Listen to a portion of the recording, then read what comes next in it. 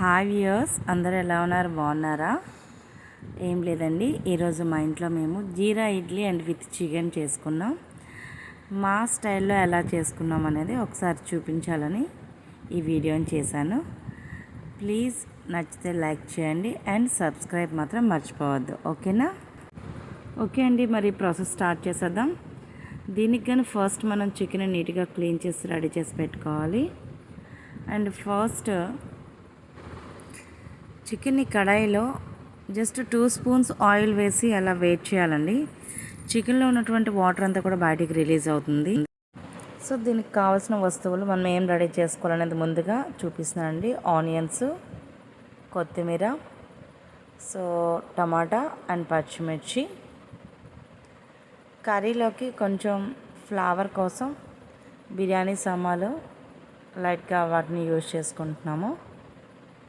And ఇవి మసాలాలండి. Chicken masala, garam masala, లైన్గా ధనియాల పొడి అండ్ జీలకర్ర పొడి. సో వీటన్నిటిని మనం రెడీగా ఉంచుకుంటే కర్రీ చేసుకోవడం అనేది ఈజీగా ఉంటుంది. ప్రతిదీ వెతుక్కోవాల్సిన అవసరం ఉండదు. అండ్ అల్లం వెల్లుల్లి పేస్ట్ కూడా ముందుగా రెడీ చేసి పెట్టుకోవాలి. నేనైతే పెట్టుకున్నాను. సో ఇప్పుడు అన్నీ రెడీగా ఉన్నాయి కాబట్టి మనం ఒకసారి కర్రీలోకి వెళ్ళిపోదాం. అండ్ కర్రీ ఆల్రెడీ స్టవ్ మీద ఉంది కదండి, ఎంతవరకు వచ్చిందో ఒకసారి చెక్ చేద్దాం. చూడండి, ఇగోండి చికెన్లో చెప్పాను కదా వాటర్ అంతా ఉంటుంది. ఆ వాటర్ అంతా కూడా బయటికి రిలీజ్ అవుతుంది. రిలీజ్ అయ్యాక మనకి అది కొంచెం గట్టిగా తయారవుతుందండి. ఇప్పుడు ఈజీగా ఉంటుంది. ఈ సమయంలో మనం ఆనియన్స్ని అండ్ టమాటాని పేస్ట్ చేసుకుందాం. ఎందుకంటే మనం ఇడ్లీ విత్ చికెన్ కదా, గ్రేవీ ఉంటేనే బాగుంటుంది కర్రీకి, ఇడ్లీ కోసం. సో దానికోసమని నేను పేస్ట్ రెడీ చేసుకున్నాను. చికెన్ ఎంతవరకు వచ్చిందో ఒకసారి చూద్దాం. ఆల్మోస్ట్ కంప్లీట్ అయిపోయిందండి. ఇగోండి ఆయిల్ అంతా కూడా బయటకు కనిపిస్తుంది మనకి, వాటర్ అంతా కూడా కంప్లీట్ అయిపోయింది. సో ఇప్పుడు మనం ఇందాక చూపించాం కదా, సో ఆ మసాలా ఫ్లేవర్ ఐటమ్స్ అవన్నీ కూడా నేను దాంట్లో వేసేసాను. అండ్ నెక్స్ట్ ఆనియన్స్ కొంచెం పేస్ట్ చేసుకోగా ఇంకొంచెం ఆనియన్స్ ఉంచామండి. సో అవి వేస్తున్నాను ఇప్పుడు నేను. ఎంత పేస్ట్ చేసినా కూడాను కర్రీస్లో అక్కడక్కడ మనకి ఆనియన్ అనేది మధ్యలో మన నోటి పంటి కింద పడుతున్నప్పుడు దాని టేస్ట్ అనేది డిఫరెంట్గా ఉంటుంది. So I added some onions with పచ్చిమిర్చి.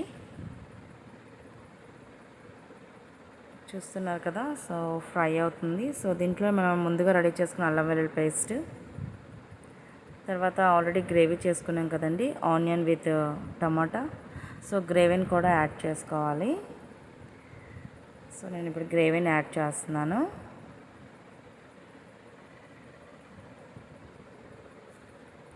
అండ్ గ్రేవీలోనే మనం ఆల్రెడీ ఈ ఇంగ్రీడియంట్స్ ఏమి యాడ్ చేయలేదు. జనరల్గా ఎవ్రీ కర్రీకి కూడా మనం యూస్ చేస్తాం కాబట్టి నేను మీకు ఫస్ట్ ఇవి చూపించలేదు. పసుపు, సాల్ట్ అండ్ కారం. సో కారం అనేది ఎక్కువగా తింటే ఎక్కువ యాడ్ చేసుకోవచ్చు అండి. సో కొంచెం తినే వాళ్ళు కొంచెం యాడ్ చేసుకుంటారు. నేను ఆల్రెడీ పచ్చిమిర్చి వేసాను, లైట్గా వేసాను. And so actually this one is important అండి, గసగసాల పౌడరు.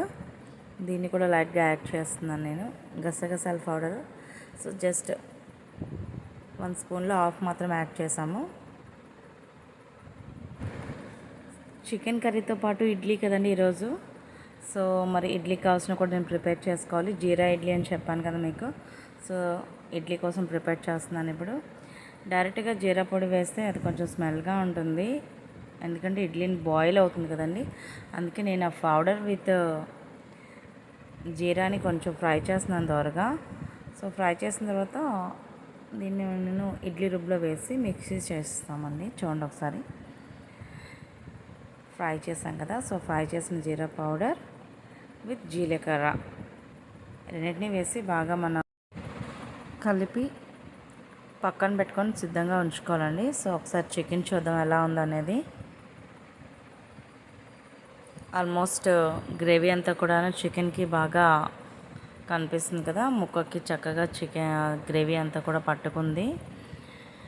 మనం వేసేటప్పుడు వైట్గా ఉంది. సో ఇప్పుడు దాని యొక్క కలర్ చేంజ్ అయింది, మీకు అర్థమవుతుంది. సో కంప్లీట్ అవుతుంది. సో ఇప్పుడు ఇడ్లీ రెడీ చేసుకొని మనం చికెన్తో తినేస్తే రెడీ. ఇగోండి జీరా ఇడ్లీ రెడీ అయిపోయింది. ఇంకెందుకు ఆలస్యం, మేము తినడానికి సిద్ధమైపోతున్నాం. టేస్ట్ అయితే చాలా బాగుందటండి. సో మా పిల్లలు గ్రీన్ సిగ్నల్ ఇచ్చారు. ఓకే అండి, బాయ్. Please subscribe.